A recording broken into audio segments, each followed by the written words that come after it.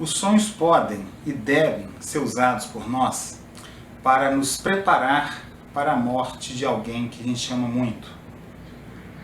Nesse sentido, os sonhos podem nos dar uma compreensão simbólica da morte de alguém muito próximo e que nós gostamos muito.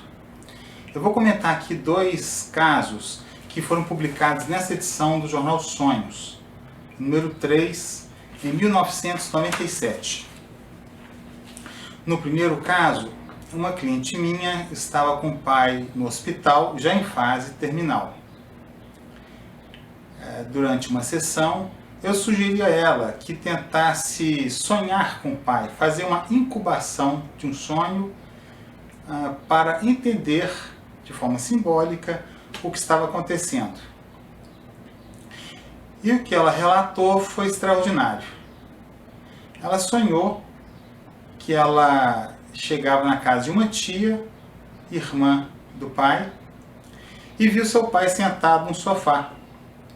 Achou aquilo estranho e perguntou: pai, o que você está fazendo aqui? Você não tinha que estar no hospital? E o pai respondeu para ela: eu vim aqui para me despedir de vocês. Ele se despediu, ela não se recorda exatamente como foi a despedida, e acordou. Ela olhou no relógio, faltavam 5 minutos para as 4 horas da manhã.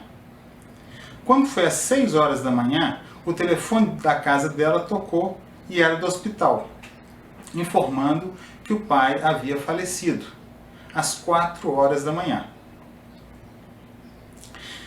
Mas há uma coisa mais interessante nesse episódio. No velório, ela estava conversando com essa tia e ela narrou que durante toda a noite ela ficou com uma sensação de que havia alguém que ia chegar em casa, enfim, que alguém queria chegar em casa. Ela chegou a pedir para a filha para olhar na porta várias vezes, se não tinha ninguém ali, e foi dormir com a sensação de que alguém iria chegar na própria casa. Esse sonho é muito interessante, então, porque mostra que existe uma comunicação entre os inconscientes. No caso, entre 3 pessoas. A minha cliente, o seu pai e a sua tia. Óbvio que a gente tem que tomar o sonho de uma forma simbólica. Mas, mesmo assim, é um sonho que dá um profundo conforto para a alma. A imagem do pai se despedindo bem, saudável, conforta.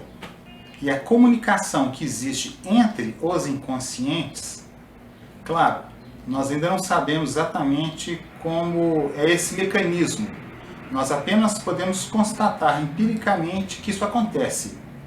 E, aliás, eu não tenho nenhuma pretensão de tentar explicar esse mecanismo. Lembrando, como eu falei no nosso primeiro vídeo, que a palavra inconsciente significa aquilo que nós não conhecemos. Então, é muita pretensão nossa querer definir tudo a respeito daquilo que é inconsciente.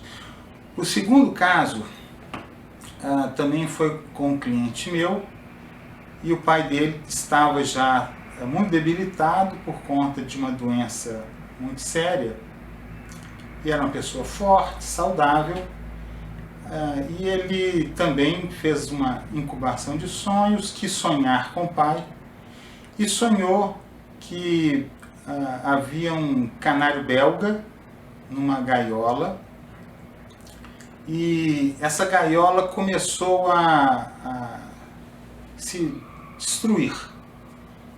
E ele, preocupado para que o canário não fugisse, tentou passá-lo para uma outra gaiola, maior ainda.